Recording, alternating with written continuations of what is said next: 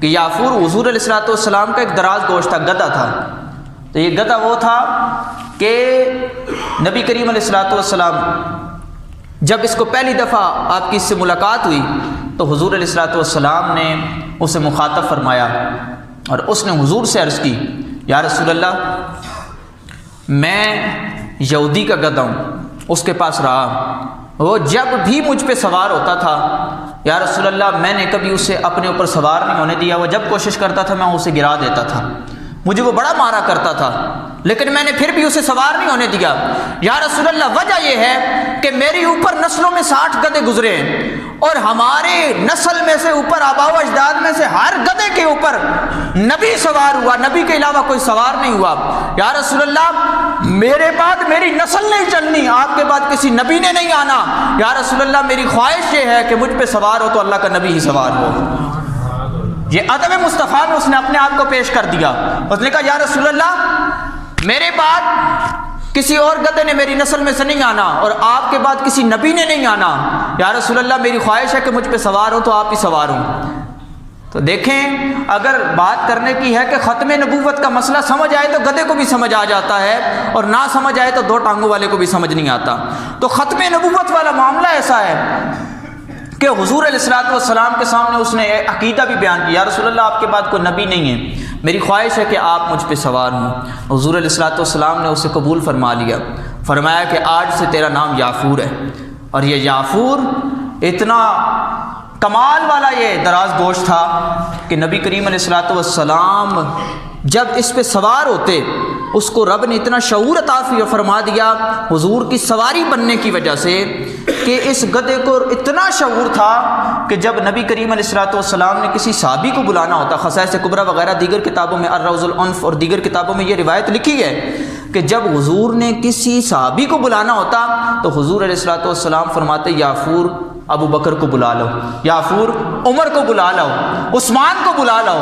علی کو بلا لو، صحابی کا نام لیتے میرے آقا۔ تو کہتے ہیں کہ یہ یافور جو تھا تو گدھا لیکن مدینے کے تمام صحابہ سے بھی واقف تھا، ان کے گھروں سے بھی واقف تھا۔ جب چلا جاتا گھر کے باہر جا کے یضرب برأسہ الباب، وہ کہتے ہیں کہ یہ جا کے اپنے سر کو ان کے دروازے کے ساتھ مارتا تو صحابی باہر نکلتا، وہ دراز گوش یافور کو دیکھ کے سمجھ جاتا حضور کے در سے بلاوا آ گیا ہے۔ یہ کیا ہے کہ حضور اگر گدھے پہ بھی سوار ہوں تو اس کو شعور اتنا عطا ہو جائے کہ مدینے کے سارے صحابہ سے واقف ہو جاتا ہے۔ آج لوگ حضور کے علم کے اوپر بات کرتے ہیں تو حضور علیہ السلام تو جس پہ سوار ہو جائے اس کو اتنا شعور مل جاتا ہے۔ آپ کو پتہ ہے ہم جب کسی کا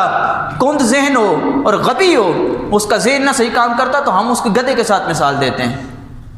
لیکن گدھے کو بھی رب نے اتنا شعور عطا فرما دیا صرف کس وجہ سے کہ قدم مصطفیٰ لگ گئے ہیں۔ حضرت ابراہیم علیہ السلام آپ کے بارے میں تفاسیر کے اندر لکھا ہے کہ جب آپ علیہ السلام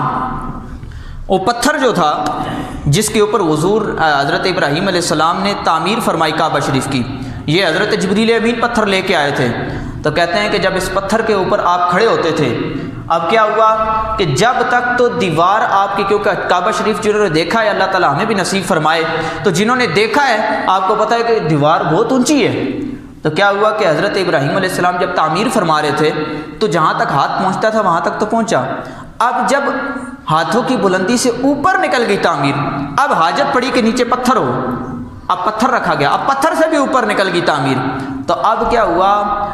وہ پتھر اس کو قدم ابراہیم لگنے کی وجہ سے، یہ آج بھی جو مقام ابراہیم آپ دیکھتے ہیں وہاں پہ وہ پتھر ہے اور وہ اس پتھر کے اوپر آج بھی حضرت ابراہیم علیہ السلام کے قدموں کے نشان ہیں، اس نے اپنے اندر وہ پیوست کر لیے نشان۔ حضرت ابراہیم علیہ السلام کے بارے میں آتا ہے جب آپ اس پتھر پہ سوار ہوتے حضرت ابراہیم دل میں سوچتے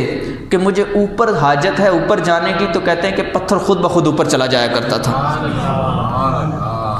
اتنا کمال رب نے اسے عطا کر دیا کہ حضرت ابراہیم کے دل میں کیا ہے پتھر یہ جان لیتا تھا۔ تو جب حضرت ابراہیم کے قدموں کی برکت سے پتھر کو یہ کمال مل جاتا ہے تو نبی کریم علیہ السلام کی کتنی برکتیں ہوں گی۔